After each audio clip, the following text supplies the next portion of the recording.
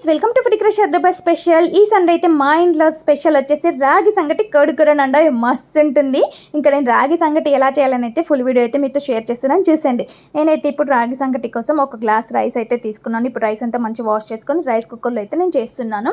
So మీరు rice కుక్కర్లో అయినా చేయండి, లేదంటే ప్రెషర్ కుక్కర్ కానీ, లేదంటే నార్మల్గా స్టవ్ మీద గిన్నె మీద కూడా చేసుకోవచ్చు.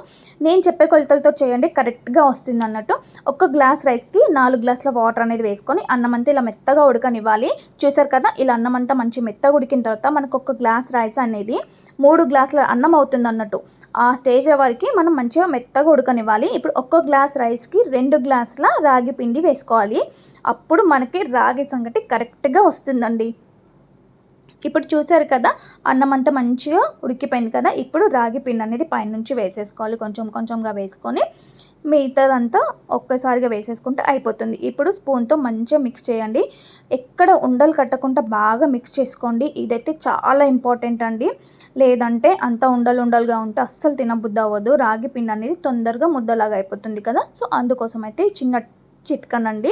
కావాలంటే కొంచెం గీ వేసుకోండి. గీ వేసుకుంటే ఏంటంటే అంత బాగోదు, గీ అనేది లాస్ట్లో వేసుకోండి. ఒకవేళ మేము కలపలేము అనుకుంటే ఫస్ట్ వాటర్లో కొంచెం వేసుకోండి, అప్పుడు మీకు అతుక్కోకుండా ఉంటుంది. చిన్న టిప్ అండి ఇది. ఇప్పుడు ఇదంతా మంచి మిక్స్ చేసుకున్నాక కొంచెం సాల్ట్ అనేది వేసుకొని మిక్స్ చేయండి. సాల్ట్ ఫస్టే వేయకూడదండి, ఈ స్టేజ్ వచ్చాకనే సాల్ట్ అనేది వేయండి. ఇప్పుడు సాల్ట్ వేసుకొని మంచిగా మిక్స్ చేసేసి ఒక 15 to 20 minutes మనం ఉమగిలనిస్తే మంచిగా దమ్మెక్కిపోతుందండి. ఎక్కడ అతుక్కోకుండా మంచిగా ఉమగిలిపోయి వాటర్ అంతా డ్రై అయిపోతుంది. సో స్టవ్ మీద చేసే వాళ్ళు మాత్రం ఈ సాల్ట్ వేసిన తర్వాత ఇంకా అక్కడ నుంచి ఆ ప్రాసెస్ అంతా సిమ్లో పెట్టి చేయండి, అప్పుడు కరెక్ట్గా వస్తుంది మనకి. ఇప్పుడు మరో సైడ్ అయితే నేను కోడి కూర కూడా రెడీ అయిపోయిందండి. ఇంకా కొంచెం దగ్గరకు వచ్చేస్తే కొత్తిమీర వేసుకొని దింపేసుకోవడమే, అంతే. ఎంతో టేస్టీగా ఉన్న కోడి కూర కూడా రెడీ అయిపోయింది. ఇంకా నేను ఇప్పుడు రాగి సంగటి అయితే నేను చేతిలో ఇప్పుడు నెయ్యి అంతా కొంచెం నెయ్యి వేసుకొని చేతికి 2 హ్యాండ్స్కి అయితే అప్లై చేసేసుకుంటున్నాను. ఇప్పుడు రాగి సంగటి అయితే ముద్ద ఇలా తీసుకొని మనం మంచి ముద్దలా చేసుకుంటే భలే వస్తుందండి. సో వీడియో కొంచెం అప్డేట్ అయిపోయింది, ఏమనుకోకండి ఫ్రెండ్స్.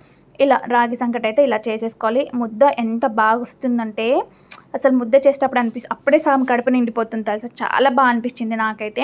ఇలా ముద్ద చేసుకొని చిన్న హోల్ అయితే చెయ్యండి. ఇలా ఈ హోల్ ఎందుకు చేస్తుందంటే దానిపైనుంచి మనం గీ వేసుకొని తినేటప్పుడు మనం కర్రీ కలుపుకుంటాం కదా, చాలా బాగా అనిపిస్తుంది అన్నట్టు. చూసారు కదా, ఇలా పైనుంచి కొంచెం గీ వేసుకొని ఇప్పుడు దానిపైనుంచి కోడి కూర వేసుకుంటే అస్సలు నా మజా అప్పుడు ఉంటుందండి. చూసారు కదా, చూస్తుంటేనే ఎంత నోట్లో నీళ్ళు వచ్చేస్తున్నాయో, మస్తు అనిపిస్తుందండి. అసలు పైన కోడి కూర వేసుకొని కొంచెం ఉల్లిపాయలు పక్కన పెట్టుకొని నంచుకొని తింటే మస్తు అనిపిస్తుంది. చూసారు కదా ఎంత కలర్ఫుల్గా ఉందో ప్లేట్ అయితే.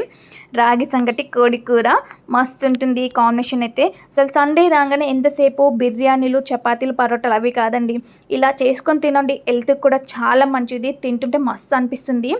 కర్రీ మాత్రం కొంచెం స్పైసీగా తినేవాళ్ళు స్పైసెస్ వేసుకుంటే మాత్రం ఇంక అంతేనండి, సూపర్. అసలు మాటలు చెప్పనక్కర్లేదు, అంత బాగుంటుంది. స్పైసెస్ మాత్రం అది మీ ఇష్టం అండి, మీకే వదిలేస్తున్నా, ఎందుకంటే కొంతమంది ఎక్కువ తక్కువ తింటారు కదా, అంతే.